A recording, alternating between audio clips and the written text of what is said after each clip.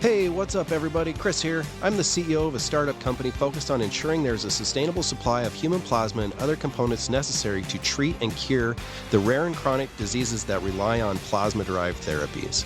I'm also the host of this podcast. Did you know there are more than 1 million plasma donors and more than 100,000 dedicated staff and professionals supporting this industry? But no one is having real conversations focused on the issues that exist within the current system. We sit down with people from all walks of life to have real conversations about all things plasma so that we can all learn the human side of this incredible business.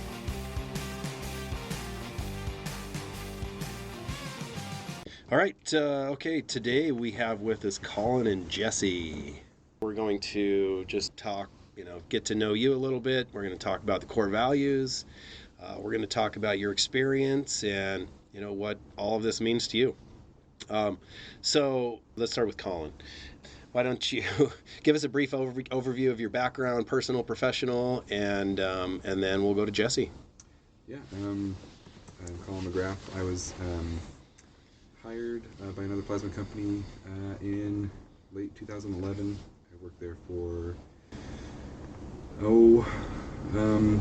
little over 11 years, and or I guess a little over 10 years, and in that time, I worked in the center as a phlebotomist, as a supervisor, and then I worked in center management for a good time, and worked in Utah the whole time, so in Utah County, Orem, and Provo area, and then came here to Proesis as an application specialist.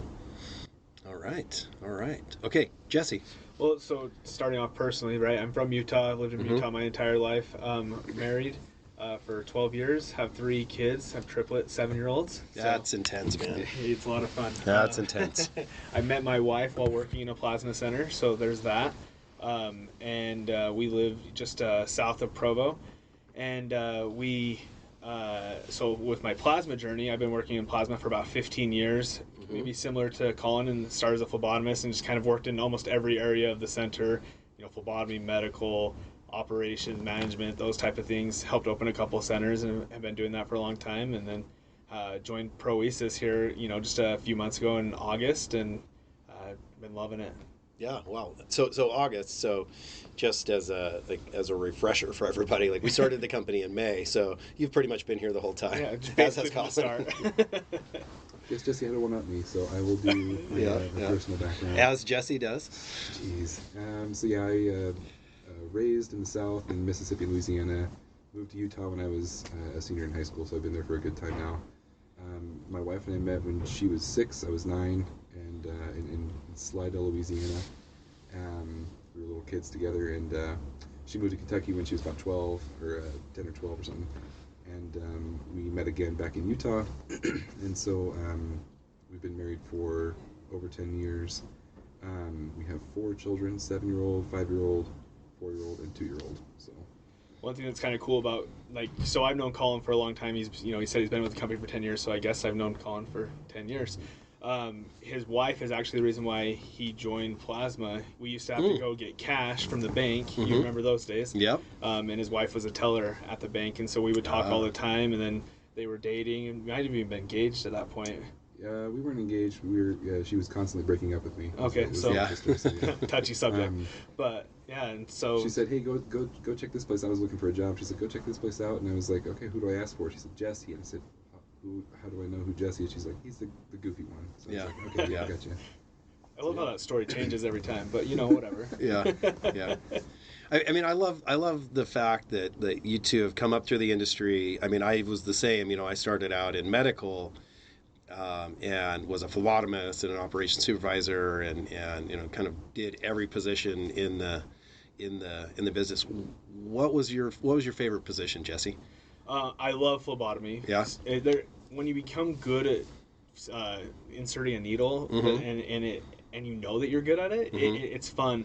But I also do love the medical role, because you get to know people maybe a little bit differently. You have to also learn how to interact with people during difficult conversations, right? You're talking about test results that can sometimes be an unpleasant conversation, or maybe medical conditions that they haven't really told a lot of people about, and so you're asking some pretty in-depth questions, but you get to know how to have those conversations, and it really did prepare me for other roles where I had to have similar difficult conversations, just in a different context. Yeah. I do miss the donor floor a lot, being a phlebotomist on the donor floor. I think, one thing that when you have different positions in the industry, I think it's sometimes when you work with a team, right? Sometimes it's very difficult to see how your team is doing. If you are working in silos, right, where this other side of the team, you have no idea what's going on with them. But when you work on a donor floor, it's readily apparent, right? Yeah. It is obvious when things aren't going right. So I do miss that for sure. Being able to, when I was a donor floor lead, phlebotomy lead, when I could sense that something was going on, I could quickly adapt and quickly change things and make it better. And so I do miss that, being able to see, to triage the issues as fast as possible. I miss that for sure. Yeah, I loved the pace of it. And, you were really busy. I mean, you were moving and sweating. I mean, it's such a hard job, but, at times it was really fun.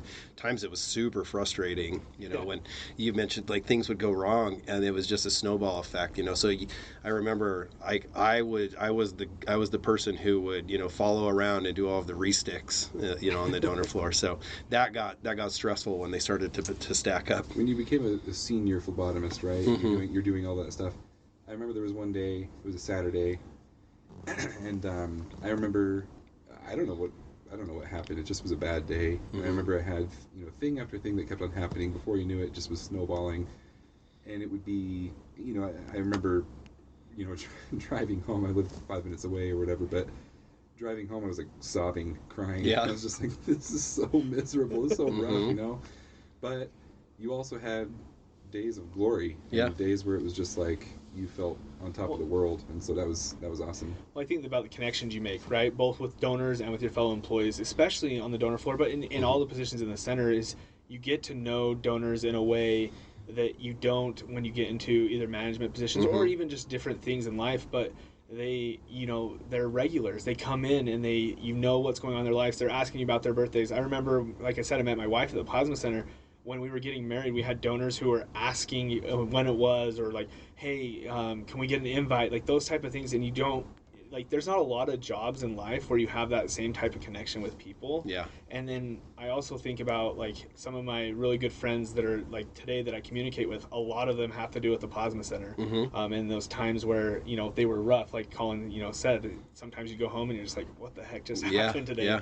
But those are the connections that you made with people that are lifelong connections. So maybe perhaps specific thing to Utah County is the I remember at one time I worked on a management team where everybody had met their spouse. Oh, really? Working, yeah. And so just pretty particular to there, where it's just in a good way. Obviously, it's not a weird way, but it definitely drove home, like, we're family. In some literally, cases, literally, right? We are tied together, and it's pretty lifelong friendships. I feel like that you form with the people that you work with, rather. Yeah, it's I mean, it really is an incredible industry, and I think it's why like we're all kind of stuck in it now, right? In a good way, not stuck, but in a good way. And I see people come into the industry and they're either in and out really quick, or they're in and they're here forever. And so that brings us to Proasis, right? So, like, we've all worked for very large companies, and, like, we had a great time in the industry, fell in love with the industry, and perhaps fell out of love with our large companies that we worked for, right? And so, like, because we saw kind of a better way to do things, and, like maybe a more efficient way to do some things, and so, here we are, we're creating something new. So starting a company from scratch is an interesting task, right? And so there's a lot that goes into that, and I think time will tell if we've done it really well, but the core values really hit home for me. So I want to spend some time and kind of go through the core values, and I want to get your take on them. And so just tell me, like, kind of what the core values are, what they mean to you, and don't worry, everybody forgets them. So if you forget them, that's okay, and we'll edit that part out, I'm sure. But so tell me, just what do the core values mean to you guys? Well, I think about strive to serve, right? Like, that one always hits at home for several reasons. And they each do for different reasons, but I want to start there. Is when I think about the times where, like, we've talked about teams, right? We've talked about these employees that we get to work with, and I think about being a manager or a leader. I think that's a better word. At least it should be, right? A better word. And when we talk about leaders who have people that they get to serve, it's so important that we actually take that seriously. Right. That when I think about that, I think about the times when I was in these different centers, and I had employees who they were doing similar to what you were saying. They came into the industry, and maybe some of them were going to leave the industry really quick, or they had different goals. Served in university towns where they're coming in, they're really just looking for experience to get them into medical school or nursing school or whatever. But I would talk with them about what my goal was, what my responsibility was. And my responsibility was to make them a better person when they left the center, whether that was because they got a promotion, whether they got into med school, or whatever they did. And so when I think about serving or striving to serve them, my goal was to make them a better person. Obviously, we had a task at hand, right? We were trying to collect plasma, we were trying to hit budgets, we were trying to do these different things. But it was also important that we were making them a better person. And sometimes that meant having difficult conversations. Yeah. And that is service to them, because if I'm just letting them make the mistakes, or if they're having interpersonal conflicts with one of their coworkers and they don't know how to have those conversations, it's up to me as a leader to serve them by teaching them how to have that conversation, how to have some of those difficult things. And so when I think about striving to serve, kind of coming back fully to that value, is that we have to try to serve in any position that we're in life, in work, in our relationships with our families. That's the one thing that we can give in every aspect of our life, is striving to serve. That's great. I love that you touched on, like when we talk about service, thinking about also the times that we have to give difficult feedback, and avoiding giving difficult feedback doesn't do any favors for anybody, right? And it's all kind of in how you deliver it, right? If you deliver it with the right intent, it's going to be received a lot better than like it is, like your intent is important there and how you deliver it.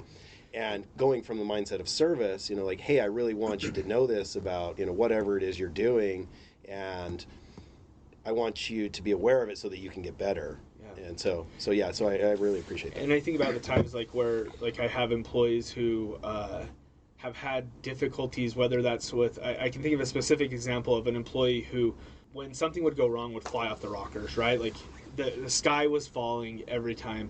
And through a lot of coaching and talking and helping them to understand, well, hey, let's step back from the situation. Let's maybe remove the situation and set it off as a third party. And you're really not mad at this person. Right. The situation is what stinks, right? Let's fix that. And come to find out, that was a problem that they were having also in their relationships in life.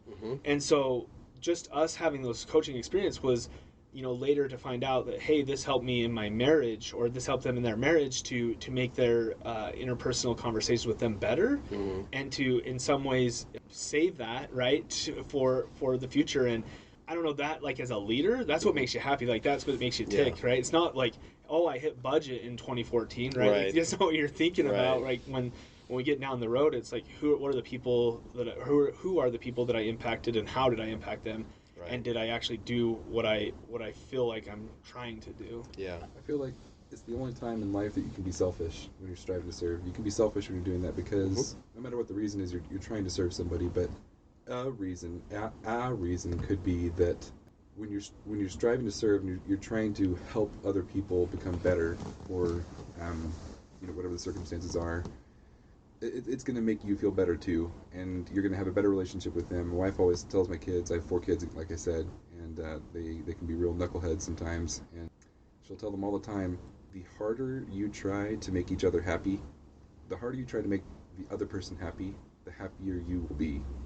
And a lot of times striving to serve, like Jesse said, isn't trying to make someone else happy. It sometimes can be a difficult conversation you're having with them, but in the end, you're making them a better person. So that I kind of feel like it's translatable. It's the harder you try to make someone else a better person, the better person you're going to be, or the harder you try to serve someone else, the more served you will feel. Kind of the same thing. Yeah. So, just kind of want to move into one of the other core values here. So, part of what we're doing is really focused on the donor, right? So, fierce donor advocacy. So, what do you hope to bring into the donor's experience as it pertains to this core value of ours? It's a pretty important one to me. We don't have a pro-reset center where I live, but my wife is a donor. And for me, us saying that we want to be fierce donor advocates, that's not solely to pro-resus donors. We want to be donor advocates to every donor, right? No matter Every what donor. the company is. Industry-wide, yeah. And so, and one day we may be able to have a center where I live, and then my wife can be one of our donors, right? But for right now, we're trying to do that for everybody, and so it's a pretty personal thing to me that when I hear stories that my wife has where she donates at the other company that she donates at, where it's hey, today it took 3.5 hours, or today I was the needle was really painful in my arm when I was in the bed, and I was calling for somebody. They weren't coming immediately to help it, so it was hurting the whole time. That's a pretty big deal to me, and I want to make sure that our donors specifically, because I work in this company, and we can do something about that for our donors, right? I want to make sure that our donors are feeling that we are being an advocate for them, and that we are trying to do what we can do to make their experience better. And so, yeah, and I think about like when we're talking at the beginning, right? Like we get these our employees specifically, and we get these experiences with our donors. One thing I always talked about, and we experienced it, right? All of us in different ways. Is there are some donors that come in and we are the only smiling face that they will see that week, true. Right? And we need to treat them as such, because what they're doing it's a process, right? Like they're giving of their time, they're giving of their bodily fluids to go to something that is better, right? Like it's going to a pharma to make medication, for people who need them, right? They are vital to that. Yeah. But they also need to feel that we care for them, because all too often in this industry, in these type of industries, I could even say that they become just a cog in the wheel. They just become a piece of the puzzle. Yeah. When really it's like they are a vital piece. They are so important, and what they're doing is so vital to what we're trying to accomplish. And I think about Colin talking about times, right? Back when I was a phlebotomist, everybody wants to come at the end of the night, right? That's something that they wanted to always do. And so at the end of the night, when those doors lock, you take a look in the lobby. Oh, there's 50 people. We got 50 people to try to get through.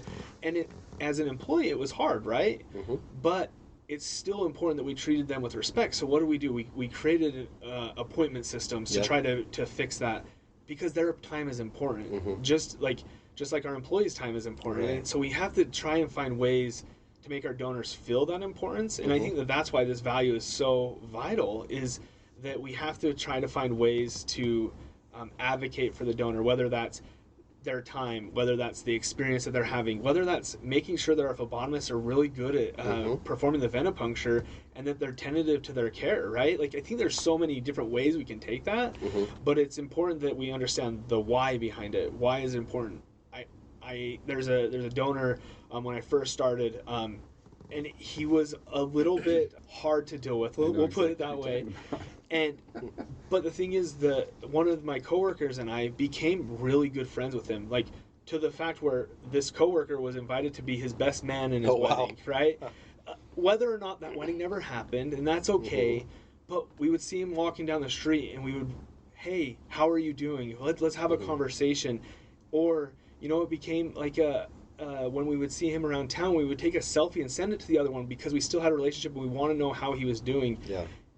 I know for a fact that he didn't have those positive things going on in his life, or those positive people, but he felt that love that we had for him. And we haven't seen him for a long time, so there's a little bit of a worry there, because we were talking about him just recently this week, and it's those type of relationships that make me want to make sure that we're doing best by our donors. I also think as we start out and we're trying to make rules, we're trying to make what happens in the event that this happens, right? There's occasionally the tendency to say, well, do we have to have something in place? Do we have to have that as a thought, because that would be so rare, right? But as an advocate, being a donor advocate, right? Yeah, we do want to have that in mind, because we do want that donor to feel taken care of, and it might be a situation where it's like really once in a blue moon that this could happen for a donor, and is it a big deal if that happens? It is a big deal, and we do want to make sure that even the least of those scenarios, the least common scenarios, are we're taking care of those. We're planning for them. We're making it to where those donors are being taken care of as well. Yeah, for me, it's really about this being a dignified experience. Yeah. Right? I mean, who cares why somebody's there, right? Yeah. It does not matter if you're there for the money or if you're there, for other reasons. Like, what matters is that you're there and doing something great, no matter, the outcome is the same, right? And I've heard, a lot of times throughout my career, oh, I can't tell my parents I'm donating because, they'll be upset, because they have this certain stigma. There's other people who just have this general feeling of ick, about the experience, and it's industry driven. I mean, it's the industry's fault, right? Because like some of these facilities have not been taken care of, or their process, has donors snaking through the lobby, in this TSA style line, and I think we have to do a lot better, for the donor in that regard. There's never been a stigma about somebody with hemophilia having to have plasma medication. Right. It's never there's never a stigma about that. Right. So why should there be a stigma with someone wanting to go donate plasma? Right. Right. Whenever you're able to meet a patient, right? Like like when those patients come in, when you see their faces and they tell you thank you, right, for what you're doing, or they tell our donors thank you, that should make us want to make that change, whatever that change means. And Colin, or you were talking about the policies or different procedures that we're making.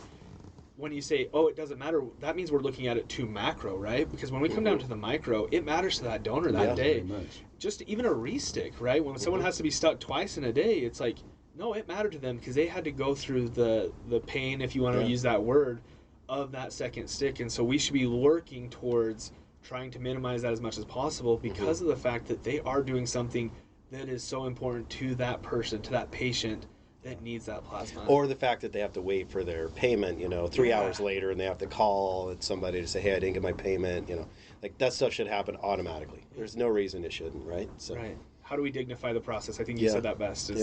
We should be making this a dignified process as much as we can, right? Yeah, and we're not going to be perfect at it either, right? I mean, we're going to fall down, at certain times. But I think the point is like we're going to talk with the donors instead of at the donors, and like understand, like their experience, and listen and take action accordingly. So. Yeah, it's hard. I feel like it's hard because Jesse and I have a mutual friend that we both care for a great amount.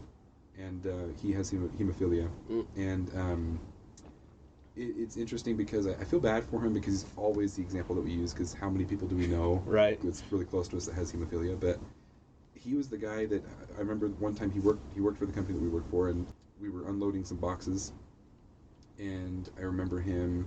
It was like not that crazy of a physical exertion, unloading a shipment of boxes, but he was saying to himself, he's like, oh, man, I'm gonna have to infuse tonight. And I was like, really? Like this? Like that much? I was like, did you cut yourself or something? He's like, no, I just, just exertion, physical exertion sometimes will cause me to have to infuse. And so, infuse. And so that really put it in perspective for me where I'm like, this is such a casual thing, right? It's so often, right? And so when the need is so great, there cannot be that kind of stigma. Yeah. Right? That cannot exist because it's so needed.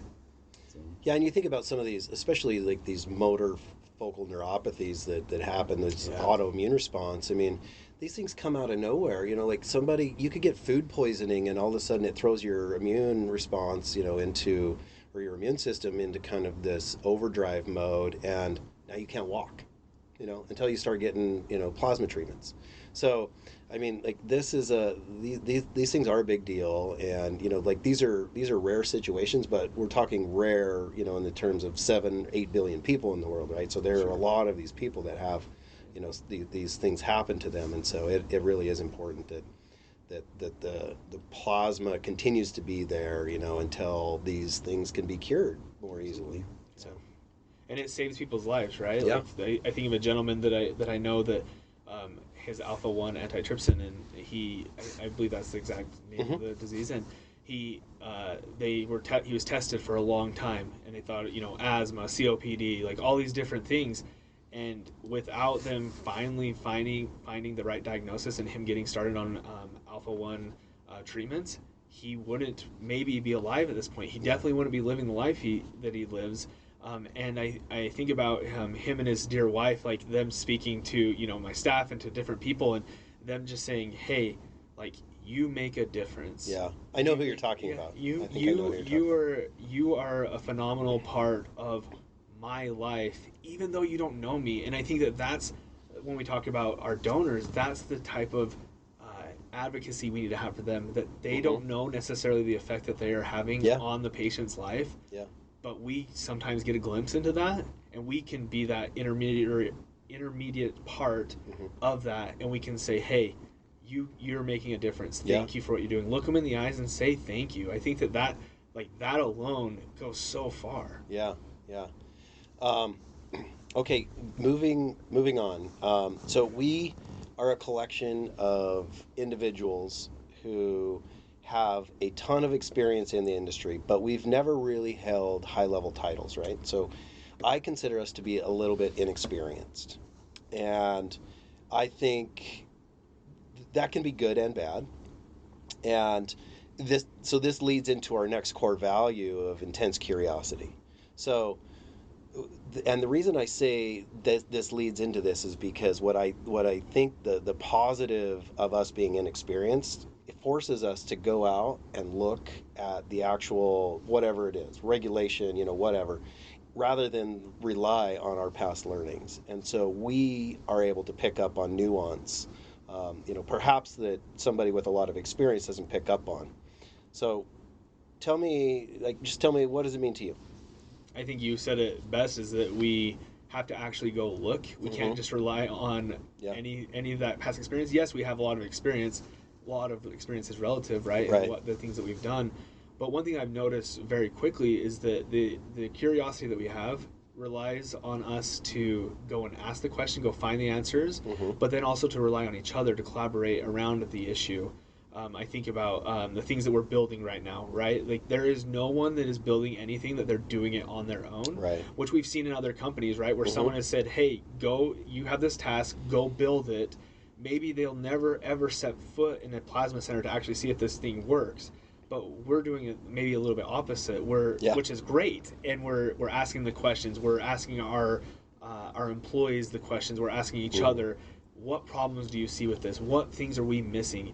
And nobody is so prideful that they're not willing to accept the criticism or the feedback, I guess, for a better word, that, hey, this sucks. Let's fix this. Let's do this differently. Or maybe you're missing the point because I've seen this. And we're able to work through things where I think that when you're in big companies, which, you know, at one point or at some point we may be bigger, but that intense curiosity is what's going to keep us different from other teams. Yeah.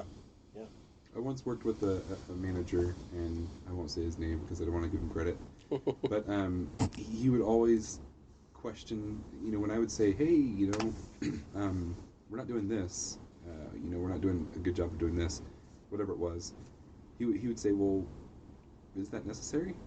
Do we need to do that? And he had a really good habit of doing that, and I think that's very apparent in here. I don't know if I can talk about certain things. Sure. Lab coats? Yeah, absolutely. So we're in a meeting today, and we're talking about, we're talking about scrubs. What kind of scrubs do we want to, have for the company and for our donor advocates and for our line staff and people in production areas. And the question I was floored. I honestly, I was speechless. Honestly, when you were like, well, we don't have, what if we just didn't have lab coats?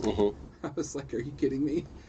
That is just something like, it's just one of those things where it's, it feels like a sin if you're doing that, because it was driven because of our past experience. Because of our past experience, where it's driven into you, where you have to do it, right? Where we're sweating on the floor because you're wearing another layer. Right. And who knows, right? We may find that that's something that's a particular thing with whatever, but it's the question's worth it, right? Yeah. And I think that's the thing to me that's most important. I think there was a meeting that we had last month, I remember, in Dallas, and Steve brought something up, and he said, well, hey, if we're not going to get it right, we're not being true to our core values. And I think it was my second day on the job, right?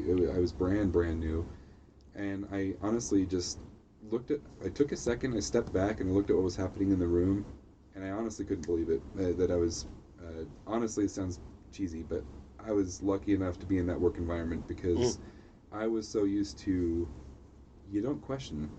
It's just the way it is. It's the way it's always been, and this is how it's going to be.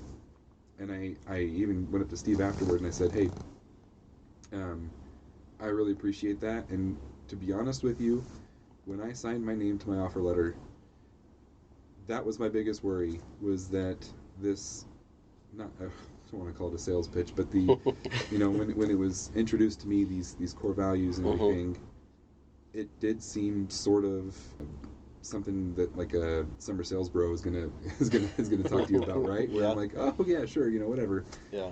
And that was the first moment where I was like, these guys are serious, and this is something that they're for sure they're serious about. And so, and then that meeting that we had today about lab coats, right? That was the second time where I was like, I had to step back for a second and just kind of observe, because I was like, they mean what they say when they talk about that with intense curiosity, where it's like, if we're not going to get it right, like, don't even go down the road. Let's question it first, and let's make sure that, is this something we got to do?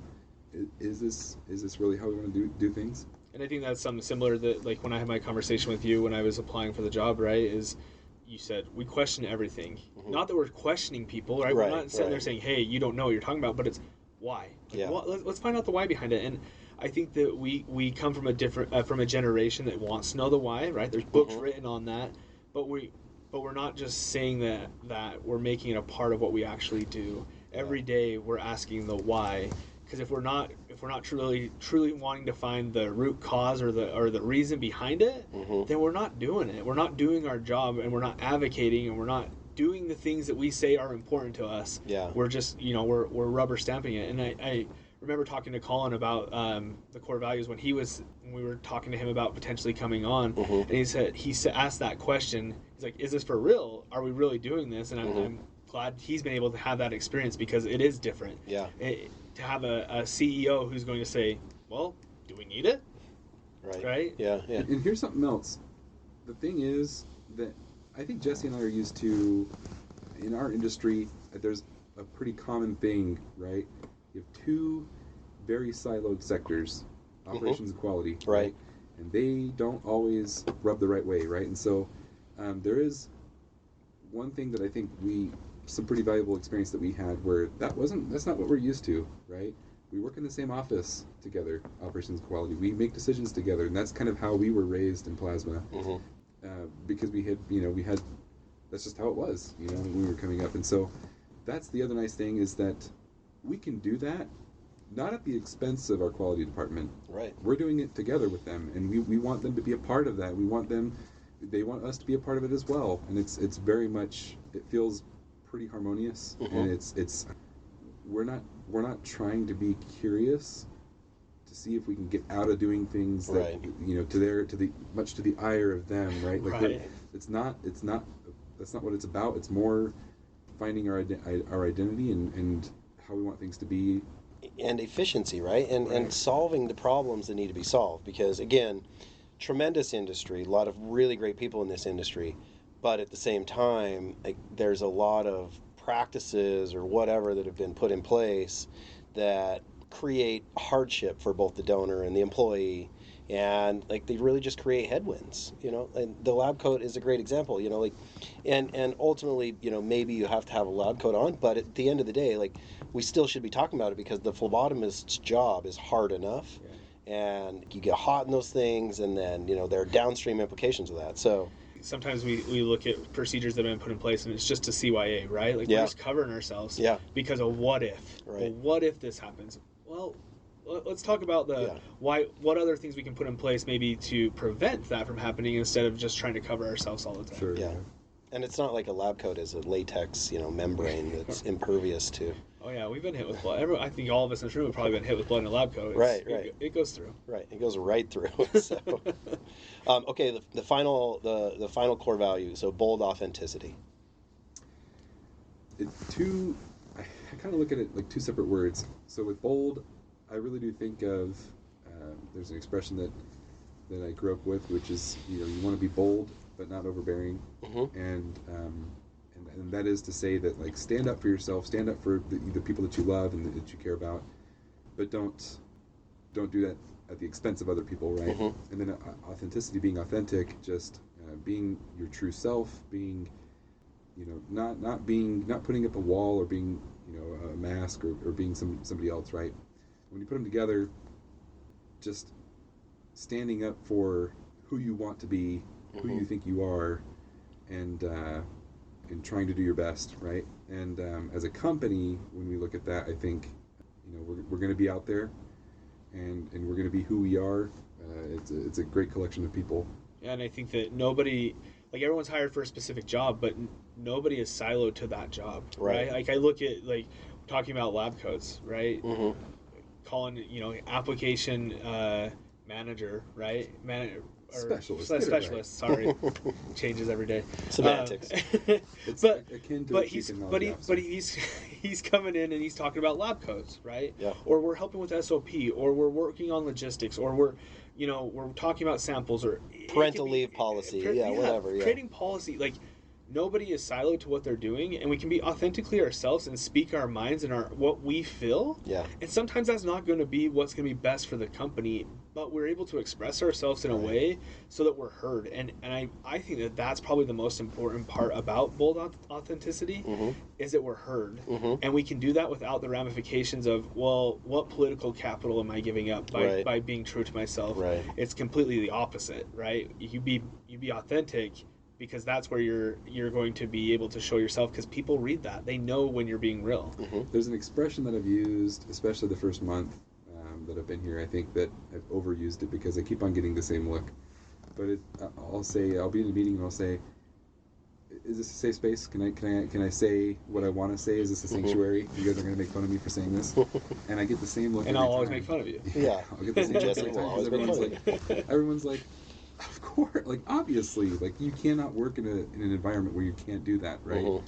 And so that's what I think, all these things that we talked about, right? Fierce donor advocacy, we're talking about the donors and the patients, right? Strive to serve, we're talking about the employees. Really everybody, and obviously, donors and community. Donors, sure, yeah, obviously. And then intense curiosity, we're kind of talking about the company as a whole. But bold authenticity, it's really just, it's just us, right? It's you know, it's a safe, just good feeling place to be, right? Yeah. I mean, I truly believe that people cannot be the best version of themselves if they're not comfortable being themselves. Right. Same conversation we had about lab coats. Yeah. You bring up, well, a donor comes in with a t-shirt that has a message on it. We're going to tell them that they can't wear that t-shirt. Let them wear the t-shirt, even if it's a political statement, right? And this may be, again, same kind of thing, where we may end up coming to a different conclusion at the end, right? But we're still having that conversation where we're like, we want them to be comfortable. Yeah. You know, wherever they're at in the center with whatever the situation is, they should be able to speak their minds and to have that opinion and to have, you know, whatever they want. People don't have to fit into a box. Exactly. Right. Yeah. When you think about crucial conversations, right? A lot of times people are saying, "Oh, I need to have that crucial conversation." It's like, well, why do we have to have that crucial conversation? It's, no, let's just be authentically us, and we should have that conversation because we care about that person, or we want that best for that person. And it goes into striving to serve, right? If we really want to serve people, we're going to be authentic with them. We're going to be real with them and tell them the things that they actually need to hear. Sometimes those things are hard to hear, but if we're true to ourselves and true to them, we're going to have those conversations. I think we need to lose some of those preconceived notions of the, hey, it's this box, or it's this lever, it's this thing. It's like, no, let's be true to us. And if we don't know how to do it, let's ask those questions. Let's be real and just say, hey, I don't know how to do this. Can you help me? That's one of the things that's been great about joining the team and working with all the different people we're working with, not even just in Proesis, outside of Proesis. They're helping us to create what we're creating, because there are things that we're just not good at. You talked about the inexperience, right? Some of those things, we just don't have that capability or that knowledge yet, but we're going out and we're getting the resources to make sure we get it right. Yeah. On our immediate team, I think it's something like 15, 13 people, something like that, right? In 6 different states. All over crazy, the place, right? yeah. So it is really, really hard. Working remotely is really hard, right? When you're not in the same room together, where you can't just say, shout across the room, hey, Chris, you know, what do you think about this? But it's just crazy how good things have been where if there's a conversation that's needed to be had, call them up. You know, let's all get on the same page, and let's not have this weird roundabout, masked, veiled conversation. It's just very upfront. It's bold. Right? Yeah. And so yeah. When I think about, like, I think it was the same week that you started when we had that meeting in Dallas, right? There was a project that was being worked on by another department that another department didn't know about right then, and it came out during this meeting, and there was some angst that was there, and immediately we. And I think it was that same day we put together at the end of our meeting. We put together hey, let's have another little meeting. Let's talk about it. Let's clear the air. Let's make sure everyone is aligned and knows what's happening going forward. Yes, there was still differing opinions. Yes, there was still things that we had to work out. But then we cleared the air quickly because we didn't realize that there was that maybe divide there. Yeah. And I think that's what's been awesome to see is that, hey, we're willing to work through those divides because we don't want them to be there. We're not working in those silos. We're going to work together through the issue. There's just sometimes where things come out, right? If operations is doing something, sometimes they're going to start, baking the idea first before they bring it out. But it's not because they're trying to hide it or they're trying to keep it, safe and secret. Whereas in other times we've seen in other, companies that we've all worked in or even different companies where that is the case because it's, hey, let me figure it all out because then I have a sales pitch that I can go with them to that other department. That is not specific to the plasma industry. That's everywhere. People in the company that have worked for many different sectors, right? Where it's just it's just how it is, right? And the politics of it. Okay. But yeah, cut out the politics, right? Right. So speaking of politics, we have the day after election day, so that's dangerous. I know. On the record, we have a politician in the studio here. So Jesse, tell me about your stint in politics. So I last year I ran for city council. I currently sit on the planning commission in my city. And I ran for city council, and if you want to find out what tough is or having to be boldly authentic, go and run a campaign.